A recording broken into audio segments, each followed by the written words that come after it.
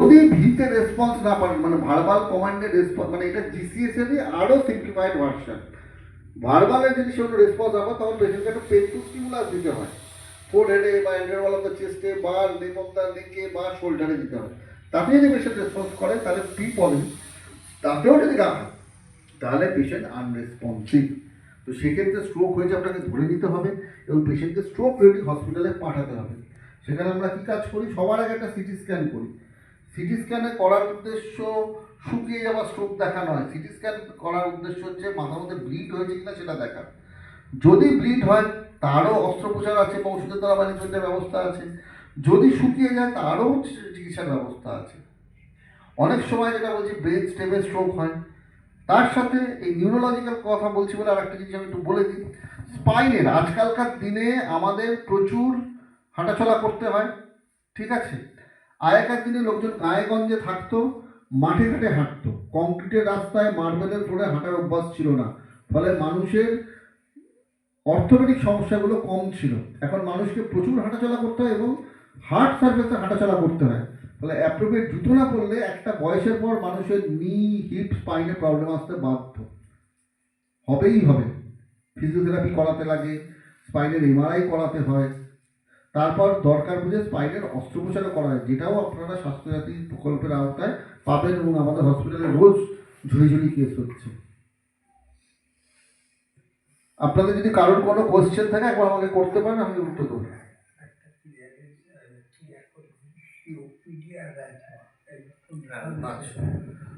COPD আর asthma এই দুটো জিনিসের ডিফারেন্স। দেখুন, অ্যাসমা যাদের আছে তাদের ক্ষেত্রে যেটা হয় সেটা হচ্ছে একটা জন্মগত হিস্ট্রি থাকে বা একটা ফ্যামিলি হিস্ট্রি থাকে, ঠিক আছে।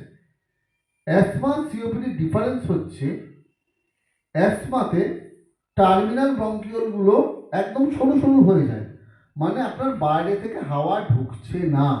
ভালো করে বোঝার চেষ্টা করুন।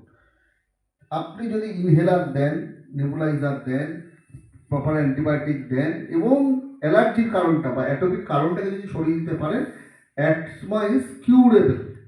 এখন আইজি বলে একটা টেস্ট হয়, যেটা আমাদের হসপিটালেও হয়, করে কোনো কোনো পেশেন্টকে স্পেশাল যদি আইজি পজিটিভ থাকে স্পেশাল কিছু ওষুধ আছে, ইমিউনোসাপ্রেসিভ থেরাপি, সেইগুলো দিয়ে অ্যাসমাকে সমূলে চিকিৎসা করা সম্ভব হয়।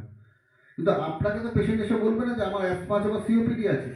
সিওপিডির ক্ষেত্রে পিকচারটা একটু অন্য। সিওপিডির ক্ষেত্রেও শ্বাসকষ্ট নিয়ে পেশেন্ট প্রেজেন্ট করবে, কিন্তু সিওপিডিতে কি হয়, টার্মিনাল ব্রঙ্কের উপর যেগুলো রয়েছে, মানে আরেকটু অপেক্ষাকৃত মোটা, তার সিলিয়াগুলো ভালো ফাংশনিং হয় না এবং ওখানকার স্মুথ মাসেলগুলো প্যারালাইজড হয়ে যায়, ফলে একটা ফিক্সড অবস্ট্রাকশন তৈরি হয়। ফলে হাওয়া ঢোকে তো ঠিক আছে, কিন্তু অ্যালভিওলাইগুলো যখন হাওয়া ঢোকে ওখানে হাওয়া জমে থাকে, ওই হাওয়াটা বেরোতে পারে না। আমাদের ইন্সপায়ার্ড এয়ারে অক্সিজেনের মাত্রা বেশি থাকে, কার্বন ডাইঅক্সাইডের মাত্রা কম থাকে। এক্সপায়ার্ড এয়ারে আমাদের কার্বন ডাইঅক্সাইডের মাত্রা অনেক বেশি থাকে এবং অক্সিজেনের মাত্রা কম থাকে। তো কার্বন ডাইঅক্সাইড জমে থেকে থেকে কার্বন ডাইঅক্সাইড আমাদের শরীরে নানাবিধ ক্ষয়ক্ষতি করে, সেগুলো করতে থাকে। যদি ভিতে রেসপন্স না পান, মানে ভার্বাল কমান্ডের রেসপন্স, মানে এটা জিসিএস এর আরো সিম্পলিফাইড ভার্সন। ভার্বালের যদি সেগুলো রেসপন্স হবে তখন পেশেন্টকে একটা পেন টু স্টিমুলাস দিতে হয়, ফোর হেডে বা এন্ডার ওয়াল অফ দ্য চেস্টে বা নেক অফ দ্য নেকে বা শোল্ডারে দিতে হয়। তাতে যদি পেশেন্ট রেসপন্স করে তাহলে পি পজিটিভ, তাতেও যদি না হয় তাহলে পেশেন্ট আনরেসপন্সিভ। তো সেক্ষেত্রে স্ট্রোক হয়েছে আপনাকে ধরে নিতে হবে এবং পেশেন্টকে স্ট্রোক রেডি হসপিটালে পাঠাতে হবে। সেখানে আমরা কী কাজ করি, সবার আগে একটা সিটি স্ক্যান করি। সিটি স্ক্যানে করার উদ্দেশ্য শুকিয়ে যাওয়া স্ট্রোক দেখা নয়, সিটি স্ক্যান করার উদ্দেশ্য হচ্ছে মাথার মধ্যে ব্লিড হয়েছে কিনা সেটা দেখা। যদি ব্লিড হয় তারও অস্ত্রোপচার আছে বা ওষুধের দ্বারা ম্যানেজমেন্টের ব্যবস্থা আছে। যদি শুকিয়ে যায় তারও চিকিৎসার ব্যবস্থা আছে। অনেক সময় যেটা বলছি ব্রেন স্টেমে স্ট্রোক হয়। তার সাথে এই নিউরোলজিক্যাল কথা বলছি বলে আর একটা জিনিস আমি একটু বলে দিই। স্পাইনের আজকালকার দিনে আমাদের প্রচুর হাঁটাচলা করতে হয়, ঠিক আছে। আগেকার দিনে লোকজন গায়েগঞ্জে থাকতো, মাঠে ঘাটে হাঁটতো, কংক্রিটের রাস্তায় মার্বেলের ফ্লোরে হাঁটার অভ্যাস ছিল না, ফলে মানুষের অর্থোপেডিক সমস্যাগুলো কম ছিল। এখন মানুষকে প্রচুর হাঁটাচলা করতে হয় এবং হার্ড সার্ফেসে হাঁটাচলা করতে হয়, ফলে অ্যাপ্রোপ্রিয়েট জুতো না পরলে একটা বয়সের পর মানুষের নি হিপ স্পাইনে প্রবলেম আসতে বাধ্য হবেই হবে। ফিজিওথেরাপি করাতে লাগে, স্পাইনের এমআরআই করাতে হয়, তারপর দরকার বুঝে স্পাইনের অস্ত্রোপচারও করা হয়, যেটাও আপনারা স্বাস্থ্যসাথী প্রকল্পের আওতায় পাবেন, এবং আমাদের হসপিটালে রোজ ঝুড়ি কেস হচ্ছে। আপনাদের যদি কারোর কোনো কোশ্চেন থাকে একবার আমাকে করতে পারেন, আমি উত্তর দেবো।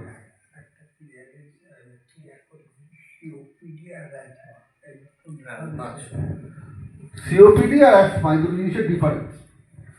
দেখুন, অ্যাসমা যাদের আছে তাদের ক্ষেত্রে যেটা হয় সেটা হচ্ছে একটা জন্মগত হিস্ট্রি থাকে বা একটা ফ্যামিলি হিস্ট্রি থাকে, ঠিক আছে। অ্যাসমা সিওপিডি ডিফারেন্স হচ্ছে অ্যাসমাতে টার্মিনাল ব্রঙ্কিওলগুলো একদম সরু সরু হয়ে যায়, মানে আপনার বাইরে থেকে হাওয়া ঢুকছে না। ভালো করে বোঝার চেষ্টা করুন। আপনি যদি ইনহেলার দেন, নেবুলাইজার দেন, প্রপার অ্যান্টিবায়োটিক দেন এবং অ্যালার্জির কারণটা বা অ্যাটোপিক কারণটাকে যদি সরিয়ে দিতে পারেন, অ্যাসমা ইজ কিউরেবল। এখন আইজি বলে একটা টেস্ট হয়, যেটা আমাদের হসপিটালেও হয়, করে কোনো কোনো পেশেন্টকে স্পেশাল যদি আইজি পজিটিভ থাকে স্পেশাল কিছু ওষুধ আছে, ইমিউনোসাপ্রেসিভ থেরাপি, সেইগুলো দিয়ে অ্যাসমাকে সমূলে চিকিৎসা করা সম্ভব হয়। কিন্তু আপনাকে তো পেশেন্ট এসে বলবে না যে আমার অ্যাসমা আছে বা সিওপিডি আছে। সিওপিডির ক্ষেত্রে পিকচারটা একটু অন্য। সিওপিডির ক্ষেত্রেও শ্বাসকষ্ট নিয়েই পেশেন্ট প্রেজেন্ট করবে, কিন্তু সিওপিডিতে কি হয়, টার্মিনাল ব্রঙ্কের ওপর যেগুলো রয়েছে, মানে আরেকটু অপেক্ষাকৃত মোটা, তার সিলিয়াগুলো ভালো ফাংশনিং হয় না এবং ওখানকার স্মুথ মাসেলগুলো প্যারালাইজড হয়ে যায়, ফলে একটা ফিক্সড অবস্ট্রাকশন তৈরি হয়। ফলে হাওয়া ঢোকে তো ঠিক আছে, কিন্তু অ্যালভিওলাইগুলো যখন হাওয়া ঢোকে ওখানে হাওয়া জমে থাকে, ওই হাওয়াটা বেরোতে পারে না। আমাদের ইন্সপায়ার্ড এয়ারে অক্সিজেনের মাত্রা বেশি থাকে, কার্বন ডাইঅক্সাইডের মাত্রা কম থাকে। এক্সপায়ার্ড এয়ারে আমাদের কার্বন ডাইঅক্সাইডের মাত্রা অনেক বেশি থাকে এবং অক্সিজেনের মাত্রা কম থাকে। তো কার্বন ডাইঅক্সাইড জমে থেকে কার্বন ডাইঅক্সাইড আমাদের শরীরে নানাবিধ ক্ষয়ক্ষতি করে, সেগুলো করতে থাকে।